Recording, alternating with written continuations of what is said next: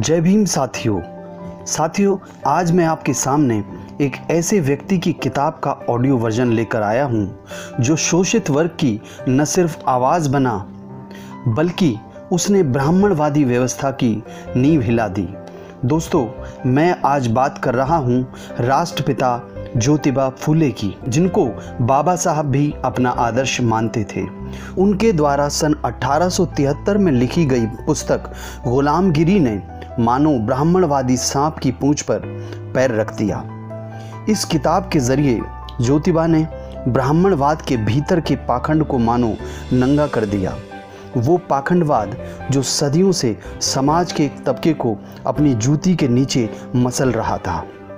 पर कहते हैं ना, अंधेरा कितना भी घना क्यों ना हो, पर रोशनी की एक छोटी सी किरण ही काफ़ी है उसका अंत करने के लिए। और दलित शोषित वर्ग के लिए ऐसी अलौकिक किरण बनकर उभरे ज्योतिबा। अब मैं ज़्यादा न कहते हुए सीधे लिए चलता हूँ आपको इस पुस्तक की भूमिका की ओर।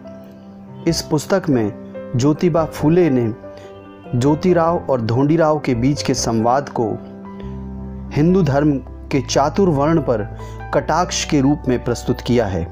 तो चलिए दोस्तों, शुरू करते हैं ज्योतिराव की महान कृति गुलामगिरी। संवाद कुछ इस प्रकार है। पश्चिमी देशों में अंग्रेज, फ्रेंच आदि दयालु सभ्य राजकर्ताओं ने इकट्ठा होकर एक गुलामी प्रथा पर कानूनन रोक लगा दी है। इसका मतलब यह है कि उन्होंने ब्रह्मा के धर्म नीति नियमों को ठुकरा दिया है, क्योंकि मनु संहिता में लिखा गया है कि ब्रह्मा ने अपने मुंह से ब्राह्मण वर्ण को पैदा किया है और उसने इन ब्राह्मणों की सेवा करने के लिए ही अपने पांव से शूद्रों को पैदा किया है। ज्योतिराव, अंग्रेज आदि सरकारों ने गुलामी प्रथा पर पाबंदी लगा दी है। इसका मतलब ही यह है कि उन्होंने ब्रह्मा की आज्ञा को ठुकरा दिया है। यही तुम्हारा कहना है ना? इस दुनिया में अंग्रेज आदि कई प्रकार के लोग रहते हैं। उनको ब्रह्मा ने अपनी कौन कौन सी इंद्रियों से पैदा किया है और इस संबंध में मनु संहिता में क्या क्या लिखा है? ढोंडीराव, इसके संबंध में सभी ब्राह्मण मतलब बुद्धिमान और बुद्धिहीन यह जवाब देते हैं कि अंग्रेज आदि लोगों के अधम दुराचारी होने की वजह से उन लोगों के बारे में मनु संहिता में कुछ लिखा ही नहीं गया। ज्योतिराव, तुम्हारे इस तरह के कहने से यह पता चलता है कि ब्राह्मणों में अधम, नीच, दुष्ट, दुराचारी लोग तो बिल्कुल ही नहीं होते। ढोंडीराव, अनुभव से यह पता चलता है कि अन्य जातियों की तुलना में ब्राह्मणों में सबसे ज़्यादा अधम, नीच, दुष्ट और दुराचारी लोग हैं। ज्योतिराव, फिर यह बताओ कि इस तरह के अधम, दुराचारी, नीच, दुष्ट ब्राह्मणों के बारे में मनु संहिता में किस प्रकार से लिखा गया है? ढोंडीराव, इस बात से यह प्रमाणित होता है कि मनु ने अपनी संहिता में जो व्युत्पत्ति सिद्धांत प्रतिपादित किया है वह एकदम तथ्यहीन, निराधार है, क्योंकि वह सिद्धांत सभी मानव समाज पर लागू नहीं होता। ज्योतिराव, इसलिए अंग्रेज आदि लोगों के जानकारों ने ब्राह्मण ग्रंथों की बदमाशी को पहचानकर गुलाम बनाने की प्रथा पर कानूनी पाबंदी लगा दी। यदि यह ब्रह्मा तमाम मानव समाज की व्युत्पत्ति के लिए सही में कारण होता तो उन्होंने गुलामी प्रथा पर पाबंदी ही नहीं लगाई होती। मनु ने 4 वर्णों की उत्पत्ति लिखी है। यदि इस व्युत्पत्ति को कुल मिलाकर सभी सृष्टि क्रमों से तुलना करके देखा जाए तो वह तुमको पूरी तरह तथ्यहीन, निराधार ही दिखाई देगी। ढोंडीराव, मतलब यह किस प्रकार से? ज्योतिराव, ब्राह्मणों का कहना है ब्राह्मण ब्रह्मा के मुख से पैदा हुए, लेकिन कुल मिलाकर सभी ब्राह्मणों की आदि माता ब्राह्मणी ब्रह्मा के किस अंग से उत्पन्न हुई, इसके बारे में मनु ने अपनी संहिता में कुछ भी नहीं लिखा है। आखिर ऐसा क्यों? ढोंडीराव, क्योंकि वह उन विद्वान ब्राह्मणों के कहने के अनुसार मूर्ख दुराचारी होगी, इसलिए फिलहाल उसे मलेच्छा विधर्मियों की पंक्ति में रख दिया जाए। ज्योतिराव, हम भूदेव हैं, हम सभी वर्णों में श्रेष्ठ हैं, यह हमेशा बड़े गर्व से कहने वाले इन ब्राह्मणों को जन्म देने वाली आदि माता ब्राह्मणी ही है ना, फिर तुम उनको मलेच्छों की पंक्ति में किस लिए रखते हो? उसको वहाँ की शराब और मांस की बदबू कैसे पसंद आएगी? बेटे, तू यह बड़ी गलत बात कर रहा है। ढोंडीराव, आपने ही कई बार सरेआम सभाओं में व्याख्यानों में कहा है कि ब्राह्मणों के आदि वंशज जो ऋषि थे वे श्राद्ध के बहाने गौ की हत्या करके गाय के मांस से कई प्रकार के पदार्थ बनवा करके रखते थे, और अब आप कहते हैं कि उनकी आदि माता को बदबू आएगी। इसका मतलब क्या हुआ? आप अंग्रेज़ी राज के दीर्घजीवी होने की कामना कीजिए और कुछ दिन के लिए रुक जाइए, तब आपको दिखाई देगा आज के अधिकांश मांगलिक भिक्षुक ब्राह्मण इस तरह का प्रयास करेंगे कि रेजिडेंट गवर्नर आदि अधिकारियों की उन पर ज़्यादा से ज़्यादा मेहरबानी हो, इसलिए ये ब्राह्मण उनकी मेज़ पर के बचे खुचे गोश्त के टुकड़े बुटेलर ब्राह्मणों के नाम से अंदर ही अंदर फंसाने लगे हैं। मनु महाराज ने आदि ब्राह्मणी की व्युत्पत्ति के बारे में कुछ भी नहीं लिखा है, इसलिए इस दोष की सारी जिम्मेदारी उसी के सर पर डाल दीजिए। उसके बारे में आप मुझे क्यों दोष दे रहे हैं कि मैं गलत सलत बोल रहा हूँ? छोड़िए इन बातों को, आगे बताइए। ज्योतिराव, अच्छा, जैसी तुम्हारी इच्छा, वही सच क्यों न हो। अब ब्राह्मण को पैदा करने वाले ब्रह्मा का जो मुंह है वह हर माह मासिक धर्म आने पर 3-4 दिन के लिए अपवित्र होता था, या लिंगायत नारियों की तरह भस्म लगाकर पवित्र होकर घर के काम धंधे में लग जाता था। इस बारे में मनु ने कुछ लिखा भी है या नहीं? ढोंडीराव, नहीं, किंतु ब्राह्मणों की उत्पत्ति का आदि कारण ब्रह्मा ही है, और उसको लिंगायत नारी का उपदेश कैसे उचित लगा होगा? क्योंकि आज के ब्राह्मण लोग लिंगायतों से इसलिए घृणा करते हैं क्योंकि वे इसमें छुआछूत नहीं मानते।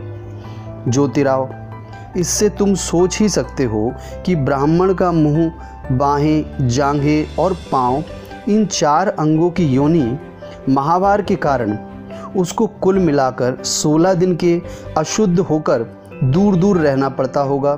फिर सवाल उठता है कि उसके घर का काम धंधा कौन करता होगा? क्या मनु महाराज ने अपनी मनुस्मृति में इस संबंध में कुछ लिखा भी है या नहीं? ढोंडीराव, नहीं। ज्योतिराव, अच्छा, वह गर्भ ब्रह्मा के मुंह में जिस दिन से ठहरा उस दिन से लेकर 9 महीने बीतने तक किस जगह पर वह रहकर बढ़ता रहा, इस बारे में मनु ने कुछ कहा भी है या नहीं? ढोंडीराव, नहीं कहा। ज्योतिराव, अच्छा, फिर जब यह ब्राह्मण बालक पैदा हुआ, उस नवजात शिशु को ब्रह्मा ने अपने स्तन का दूध पिलाकर छोटे से बड़ा किया, इस बारे में मनु महाराज ने कुछ लिखा है या नहीं? ढोंडीराव, नहीं लिखा। ज्योतिराव, सावित्री ब्रह्मा की औरत होने पर भी उसने उस नवजात शिशु के गर्भ का बोझ अपने मुंह में 9 महीने तक संभाल कर रखने, उसे जन्म देने और उसकी देखभाल करने का झमेला अपने माथे पर क्यों ले लिया? यह कितना बड़ा आश्चर्य है। ढोंडीराव, उसके शेष 3 सिर उस झमेले से दूर थे या नहीं? आपकी राय इस मामले में क्या है? उस बाज को इस तरह से मां बनने की इच्छा क्यों पैदा हुई होगी? ज्योतिराव, अब यदि उसे डीबाज कहा जाए तो उसने सरस्वती नाम की अपनी कन्या से ही संभोग व्यभिचार किया था, इसलिए उसका उपनाम बेटी भी हो गया है। इसी बुरे कर्म के कारण कोई भी व्यक्ति उसका मान सम्मान पूजा अर्चना नहीं करता। धोंडीराव, यदि सचमुच में ब्रह्मा को 4 मुंह होते तो उसी हिसाब से उसे 8 स्तन, 4 नाभियाँ, 4 योनियाँ और 4 मल द्वार भी होने चाहिए, किंतु इस बारे में सही जानकारी देने वाला कोई लिखित प्रमाण नहीं मिल पाया है। फिर उसी तरह शेषनाग की शैया पर सोने वाले को लक्ष्मी नाम की स्त्री होने पर भी उसने अपनी नाभि से 4 मुंह वाले बच्चे को कैसे पैदा किया? इस बारे में यदि सोचा जाए तो उसकी भी स्थिति ब्रह्मा की तरह ही होगी। ज्योतिराव, वास्तव में हर दृष्टि से सोचने के बाद हम इस निर्णय पर पहुंचते हैं कि ब्राह्मण लोग समुद्र पार जो ईरान नाम का देश है वहाँ के मूल निवासी हैं। पहले ज़माने में उन्हें ईरानी या आर्य कहा जाता था। इस मत का प्रतिपादन कई अंग्रेज़ी ग्रंथों में उन्हीं के ग्रंथों के आधार पर किया गया है। सबसे पहले उन आर्य लोगों ने बड़ी बड़ी टोलियां बना करके देश में आकर कई बर्बर हमले किए। यहाँ के मूल निवासी राजाओं के प्रदेशों पर बार बार हमले करके बड़ा आतंक फैलाया। फिर वामन के बाद ब्राह्मण लोगों का ब्रह्म नाम का मुख्य अधिकारी हुआ। उसका स्वभाव बहुत ज़िद्दी था। उसने अपने काल में यहाँ के हमारे आदि पूर्वजों को अपने बर्बर हमलों में पराजित कर उन्हें अपना ग़ुलाम बनाया। बाद में उसने अपने लोग और इन ग़ुलामों में हमेशा हमेशा के लिए भेदभाव बना रहे, इसलिए कई प्रकार के नीति नियम बनवाए। इन सभी घटनाओं की वजह से ब्रह्मा की मृत्यु के बाद आर्य लोगों का मूल नाम अपने आप लुप्त हो गया और उनका नया नाम पड़ गया ब्राह्मण। फिर मनु महाराज जैसे ब्राह्मण अधिकारी हुए। पहले से बने हुए और अपने बनाए हुए नीति नियमों का क्षय बाद में कोई ना कर पाए, इस डर की वजह से उसने ब्रह्मा के बारे में नई नई तरह की कल्पनाएं फैलाईं। फिर उसने इस तरह के विचार उन गुलाम लोगों के दिलो दिमाग में ठूंस कर भर दिए कि ये बातें ईश्वर की इच्छा से हुईं।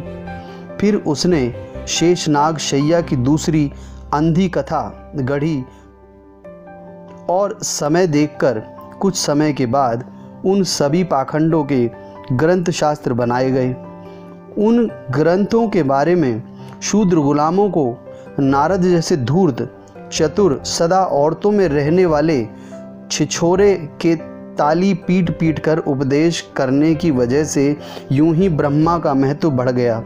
अब हम इस ब्रह्मा के बारे में शेषनाग शैया करने वाले के बारे में खोज करने लगें तो उससे हमें छदाम का फ़ायदा तो होगा नहीं, क्योंकि उसने जानबूझकर उस बेचारे को सीधा लेटा हुआ देखकर उसकी नाभि से यह 4 मुंह वाले बच्चे को पैदा करवाया।